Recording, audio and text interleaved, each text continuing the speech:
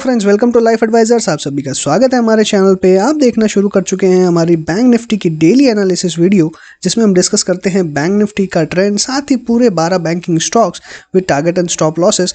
तो उम्मीद है मुझे जिस तरह आप सारी वीडियो को पसंद करते हैं, ये वीडियो भी आपको पसंद आएगी। अगर पसंद आए तो लाइक करना ना भूलें। अगर आपने चैनल अभी तक सब्सक्राइब नहीं किया है तो तुरंत कर दीजिए, वो हमें हेल्प करता है ग्रो करने में। तो उम्मीद है कि आप चाहते हैं कि हम ग्रो करें और ऐसी ही वीडियोज़ आपके लिए बनाते रहें। तो सब्सक्राइब करना ना भूलें और साथ ही बेल आइकन दबाइए ताकि टाइमली अपडेट्स आपको मिलती रहे। तो बात करें अगर मंडे को बैंक निफ्टी के परफॉर्मेंस की, तो बहुत ही माइल्ड गिरावट हमने देखी, बट जो वॉलेटिलिटी थी बहुत ही एक्सट्रीम वॉलेटिलिटी हमने देखी। और जैसा हमने डिस्कशन किया था, जिस कन्विक्शन के साथ में हमने डिस्कशन किया था, सेम वही ट्रेंड बैंक निफ्टी और जो पर्टिकुलर बैंकिंग स्टॉक्स है उनके अंदर में हमको देखने के लिए मिला। हमने डिस्कशन किया था कि एक रिवर्सल लेने की कोशिश ज़रूर करेगा बैंक निफ्टी और आपको अपसाइड जाते हुए दिखाई देगा 31,500 की तरफ। और वहीं पे अगर डाउन साइड जाता है तो 30,000 इमीडिएटली अगर गिरावट होती है 30,600 की तरफ अप्रोच करेगा। और हमको लगभग वही देखने के लिए मिला। ओपनिंग हुई थी 31,500 पे। सिंस जो ओपनिंग है वो बहुत ही ज़्यादा गैप से हुई थी, इसलिए उसने अटेम्प्ट किया 31,700 का। तो जब इतनी बड़ी गैप से ओपनिंग होती है तो डेफिनेटली जो गिरावट है वो बहुत ज़्यादा शार्प नहीं हो सकती, वरना मार्केट में काफ़ी बड़ी गिरावट देखने के लिए आपको मिलती। और प्राइवेट बैंक्स ने संभालने का काम किया इंडेक्स को, तो डेफिनेटली दोनों तरफ से मुझे इंडेक्स भी मैनेज होते हुए दिखाई दिया और स्टॉक्स के अंदर में तेज़ी और मंदी और दोनों तरीके से जो ट्रेड्स हैं वो लेने का आपको मौका ज़रूर दिया है मार्केट ने।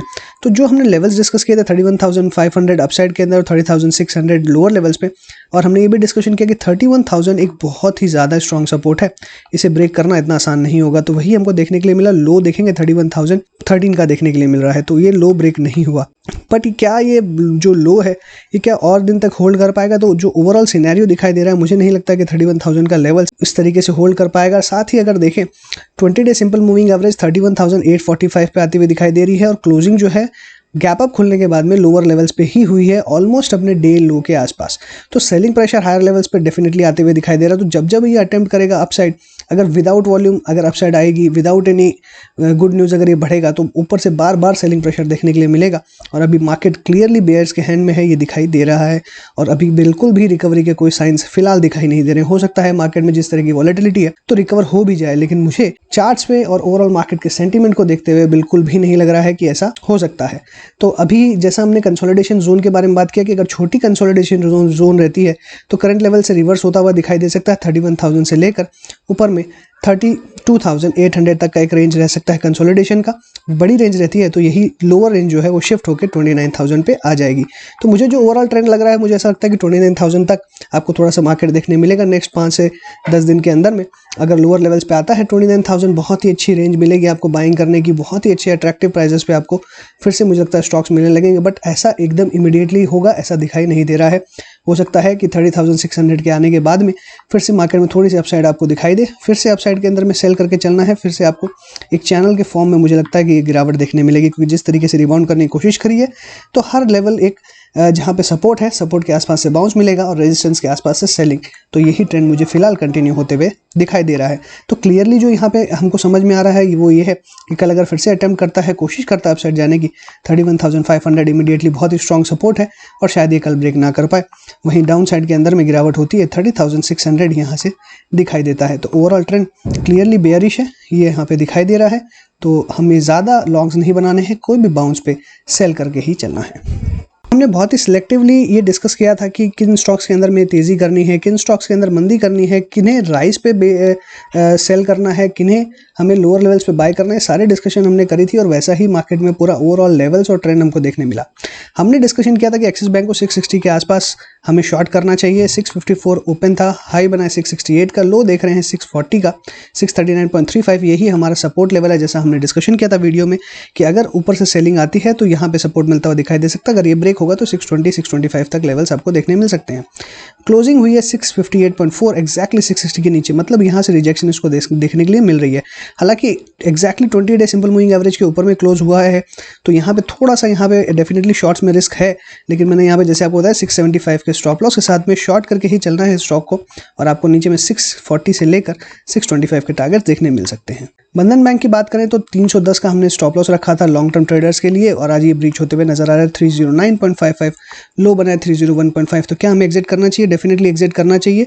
यहाँ पे वॉल्यूम्स भी अच्छी दिखाई दे रही है और यहाँ पे हो सकता है कि जिस तरीके से लोअर लेवल से बाउंस हुआ है, यानी 301 से जो बाउंस हुआ है, वो हो सकता है कि आपको फिर से एक बार थोड़ा सा शॉर्ट टर्म के लिए अपसाइड ले जाते हुए दिखाई दे, बट बहुत ज़्यादा मुझे लगता है कि अपॉर्चुनिटी नहीं मिलेगी। 320 एक बहुत ही इंपॉर्टेंट सपोर्ट था और वो जो रेजिस्टेंस बन चुका है, तो मुझे लगता है कि सेलिंग कंटिन्यू रहेगी। कोई भी बाउंस में सेलिंग आते हुए दिखाई दे सकती है। तो फ्रेश पोजीशंस जिनके पास नहीं है, हड़बड़ी ना करें बनाने के लिए जब तक आपको एक क्लियर सिग्नल या डायरेक्शन ना मिले।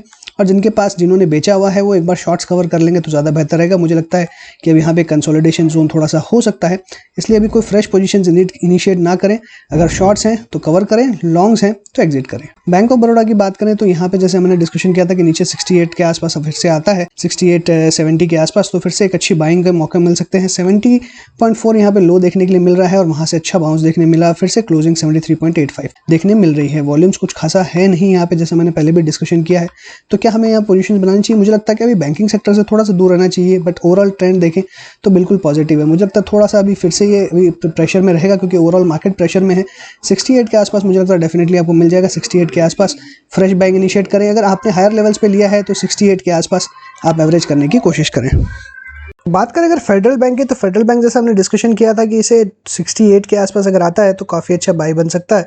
तो 68-67 के आसपास आता है, यहाँ से रिवर्सल मिलेगा तो हम बाय करके चलेंगे। और अगर सेल करना है तो देखिए सेल का सेटअप डेफिनेटली बना हुआ है, बट अगर वॉल्यूम्स में देखें तो बहुत ज़्यादा कन्विक्शन नहीं है। तो इसलिए जो गिरावट है ये सिर्फ एक रिट्रेसमेंट की तरह दिखाई दे रही है। इसलिए मुझे लगता है कि थोड़ा सा अगर 68 के आसपास इसे सपोर्ट मिलता है और यहाँ से रिवर्स करेगा तो डेफिनेटली हम बाय करके चलेंगे। HDFC बैंक की अगर बात करें तो क्लियरली हमें यहाँ दिखाई दे रहा है कि एक बाई जोन था 1440 पे और 20 day simple moving average upside की तरफ मूव करते हुए दिखाई दे रहा है। और ओवरऑल वॉल्यूम काफ़ी ज़्यादा है और इनडिसाइसिवनेस देखने के लिए मिल रही है। और इनडिसाइसिवनेस जो है वो बेसिकली इसलिए देखने के लिए मिल रही है आपको क्योंकि मार्केट डिसाइड नहीं कर पा रहा है कि इसे और ऊपर जाना है या नीचे जाना है। क्योंकि HDFC बैंक से अगर सपोर्ट मिलता हुआ नजर आएगा, एक्सिस बैंक जिस तरीके से देखें हमने कि सपोर्ट मिल रहा है, ICICI बैंक से भी बहुत हद तक सपोर्ट मिला है, इसीलिए बैंक निफ्टी टिक पाया है। अदरवाइज बाकी सारे स्टॉक्स के अंदर देखेंगे तो खतरनाक गिरावट देखने के लिए मिल रही थी। तो मुझे लगता है कि कहीं ना कहीं जो इनडिसाइसिवनेस है वो HDFC बैंक में इसीलिए है क्योंकि अगर HDFC बैंक में गिरावट होती है तो यहाँ से और अच्छी खासी गिरावट देखने मिलेगी। तो अभी जो दारमदार है वो पूरा का पूरा बैंक निफ्टी का मुझे लगता है प्राइवेट बैंक्स के ऊपर में है, खासकर एक्सिस बैंक, HDFC बैंक और ICICI बैंक के ऊपर में। अगर ये तीनों में फिर से गिरावट होती है, क्योंकि लास्ट दिन हमने देखा ये तीनों ने ही मार्केट को, बैंक निफ्टी को स्पेशली संभाल के रखा था। बाकी सारे बैंकिंग स्टॉक्स के अंदर में अच्छी खासी गिरावट हमको देखने के लिए मिल रही थी। तो मुझे लगता है कि कहीं ना कहीं इंडिसाइसिवनेस इसीलिए बनी हुई है। और जैसा मैंने डिस्कशन किया कि एक्सिस बैंक में कोई भी बाउंस आएगा तो बेचेंगे, तो जैसा बाउंस आया है और अगर यहाँ से फर्दर गिरावट होती है तो डेफिनेटली आपको और गिरावट देखने के लिए मिलेगी, जैसा मैंने डिस्कशन किया है। और मुझे उम्मीद है कि इसके अंदर में वैसी ही गिरावट होगी और ओवरऑल बैंक निफ्टी के अंदर में जो प्रेशर है वो बना हुआ रहेगा। 30,600 का लेवल जो हम बैंक निफ्टी के लिए डिस्कस कर रहे हैं वो हमको देखने के लिए मिल सकता है। तो HDFC बैंक में क्लियरली जो स्ट्रैटेजी रहेगी, यहाँ पे कोई ट्रेड जोन नहीं है, ना ही बाय का ना ही सेल का। एक डिसाइसिवली अपसाइड मूव करता है तो ही बाय करके चलेंगे और यहाँ से गिरावट होती है तो बहुत ज़्यादा सपोर्ट अवेलेबल है 1440 पे, तो बहुत ज़्यादा गिरावट आपको देखने शायद ना मिले। इसलिए 1440 के बाद में ही कोई शॉर्ट या लॉन्ग करेंगे, बट फिलहाल के लिए कोई बाय या सेल इसमें नहीं है। ICICI बैंक में देखें जैसा हमने डिस्कशन किया था कि यहाँ पे और गिरावट बढ़ सकती है, 520-510 तक के लेवल आपको देखने के लिए मिल सकते हैं। और यहाँ पे देखें तो सिर्फ अपने प्रीवियस डे के लो को जो कि 530 के आसपास था उसी को ये होल्ड आउट करते हुए दिखा रहा है। 538 करंट ट्रेडिंग लेवल दिखाई दे रहा है। ओवरऑल देखेंगे तो वॉल्यूम्स ऑन एन एवरेज ही दिखाई दे रही है लास्ट कुछ दिनों के अंदर में, तो बहुत ज़्यादा कन्विक्शन यहाँ बाय का नहीं है, लेकिन सेल का यहाँ पे डेफिनेटली कन्विक्शन बनता है। लेकिन जब ये 530 ब्रेक करेगा तभी 520 10 रुपये का यहाँ पे आपको टारगेट मिलेगा। अगर 520 भी ब्रेक करता है तो फिर आपको 510 तक के लेवल देखने मिल सकते हैं। 514 पे इसे 50 डे सिंपल मूविंग एवरेज का सपोर्ट है, तो अगर यहाँ से शॉर्ट करते हैं करंट लेवल से तो मैक्सिमम 515 तक के टारगेट देखने मिल सकते हैं। और वहीं पे अपसाइड में जो स्टॉप लॉस है वो बहुत ही छोटा रहेगा 543 का। IDFC फर्स्ट बैंक की अगर बात करें तो अभी भी अप ट्रेंड में दिखाई दे रहा है, जैसा हमने लास्ट डे भी डिस्कस किया था और इसमें हमने जैसे उम्मीद जताई थी कि 48 तक ये देखने के लिए मिल सकता है। अप ट्रेंड में है, फिर भी यहाँ से प्रॉफिट बुक करके एग्जिट करने की सलाह दी क्योंकि काफ़ी लोअर लेवल्स पे हमने लॉन्ग दिया था इसे। तो मुझे लगता है कि वहाँ से अगर देखें तो ऑलरेडी स्टॉक ने काफ़ी रनअप दिया और अभी करंटली थोड़ा सा रिट्रेसमेंट आपको देखने के लिए मिल रहा है। कल अगर रिवर्सल मिलता है तो डेफिनेटली एक अच्छी बाय बन सकती है, क्योंकि फिर वापस टारगेट 52 तक का आपको देखने मिल सकता है। क्योंकि ये जो जिस तरीके से वॉल्यूम्स यहाँ दिखाई दे रही है जिस तरीके से मार्केट के प्रेशर के कारण ये स्टॉक नीचे आता हुआ दिखाई दे रहा है, ये कंप्लीटली सिर्फ और सिर्फ एक रिट्रेसमेंट लेवल ही दिखाई दे रहा है। तो यहाँ पे 48 के आज का जो लो बना है 47.5 और 48 पे क्लोजिंग है, तो कहीं ना कहीं स्ट्रॉन्ग क्लोजिंग होते हुए दिखाई दी है, क्योंकि 48 के ऊपर में क्लोज होते हुए नजर आया। तो मेरा ऐसा मानना है कि यहाँ पे एक अगर रिवर्सल मिलता है, रिवर्सल पे बाय करें 52 तक के टारगेट्स के लिए। इंडसइंड बैंक में जैसा हमने डिस्कशन किया, एग्जैक्ट वही लेवल देखने के लिए मिल रहे हैं, 850, 840 और नीचे में 800 तक की गिरावट की हमने बात करी थी। और वॉल्यूम्स अगर आप देखेंगे तो वॉल्यूम्स यहाँ इंक्रीजिंग दिखाई दे रहे हैं। सारे सपोर्ट इसने 20 डे और 50 डे के ब्रेक कर दिए हैं। अब जो सिर्फ सपोर्ट अवेलेबल है वो 810, 800 के आसपास अवेलेबल है, और इसके बाद में सीधा 750 पे आता हुआ दिखाई देगा। तो जितनी ज़्यादा तेज़ी से बढ़ा है उसी तरीके से गिरता भी है, और वो क्लियरली हमने देखा। और शॉर्ट करने की ही राय थी, और यहाँ पे हमने शॉर्ट दिया था अराउंड 930, 920 के आसपास में, और उसके बाद में आप देखिए कितनी ज़बरदस्त गिरावट देखने के लिए मिल रही है। 850, 840 का पहला टारगेट अचीव हुआ, दूसरा टारगेट है 800 तक का। तो जिस तरीके से गिरावट है, वॉल्यूम बढ़ते हुए नजर आ रही है, ये हो सकता है कि कल एक बार कोशिश करें अपसाइड जाने की। तो मुझे लगता है कि यहाँ पे जिनके पास शॉर्ट्स है वो एक बार कोई भी रिवर्सल आता है तो वहाँ पे और बड़े शॉर्ट्स फिर से बना सकते हैं, और मुझे लगता है कि 800 तक डेफिनेटली देखने मिलेगा, और 800 के आसपास फिर से सपोर्ट मिलेगा। वहाँ से अगर रिवर्स होता है तो फिर एक फ्रेश बाइंग कर सकते हैं, बट बाइंग अभी नहीं करनी है, ये क्लियरिटी नजर आ रही है। कोटक बैंक में भी जैसा हमने डिस्कशन किया था वैसा ही मोमेंटम देखने के लिए मिल रहा है।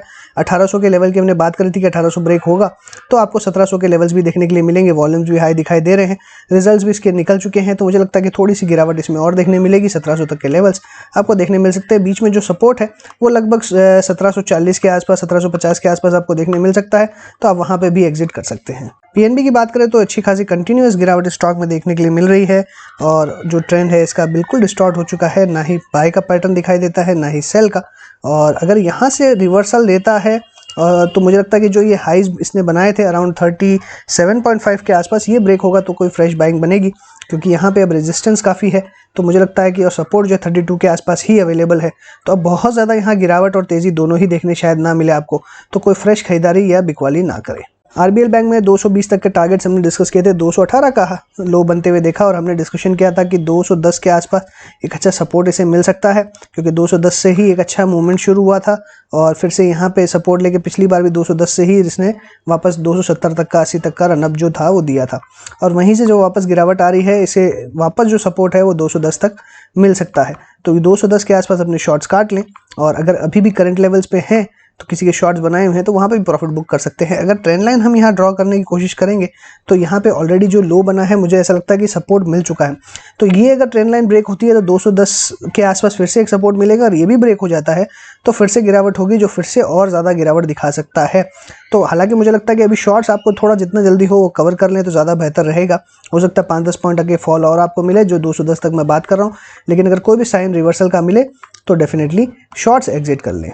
एसबीआई की बात करें तो 280 पे एक अच्छा सपोर्ट था, ऑलमोस्ट ब्रेक करते हुए नजर आया, क्लोजिंग एक्जैक्टली ऊपर दी है, बट जिस तरीके का प्रेशर है मुझे लगता है कि 275 तक, जो कि 277 लो देख रहे हैं, 277, 275 इसके आसपास इसे सपोर्ट मिला हुआ है। वॉल्यूम्स कुछ खास ज़्यादा दिखाई नहीं दे रही है, क्योंकि हो सकता है कि रिजल्ट्स के लिए ये थोड़ा सा वेट कर रहा हो, उसके बाद में कोई बड़ी मूव दिखाते हुए आपको दिखाई दे। तो फिलहाल के लिए मुझे लगता है कि आपको एग्जिट कर लेना चाहिए, बट फिर भी जो सपोर्ट 275 के आसपास बना हुआ है, तो जो थोड़ा सा और रिस्क ले सकते हैं 275 के स्टॉप लॉस के साथ में पोजीशंस को होल्ड कर सकते हैं। बट ओवरऑल जो बैंक निफ्टी में प्रेशर है वो हमको जो देखने के लिए मिल रहा है वो क्लियरली यही डायरेक्शन दे रहा है कि थोड़ी बहुत फॉल जो है बाकी स्टॉक्स के अंदर भी देखने मिलेगी। अभी एग्जिस्टिंग में लॉन्ग्स तो बिल्कुल नहीं करना है, ये बिल्कुल क्लैरिटी हमको मिल रही है। सो इसी के साथ मैं अपनी बात को मैं वाइंड अप करूंगा। अगर आपको अच्छा लगा तो लाइक कीजिएगा, दोस्तों के साथ शेयर कीजिए, साथ ही कमेंट बॉक्स में व्यूज लिखना ना भूलें। चैनल सब्सक्राइब नहीं किया है तो तुरंत कर दीजिए, साथ ही बेल आइकन दबाइए ताकि टाइमली अपडेट्स आपको मिलती रहे।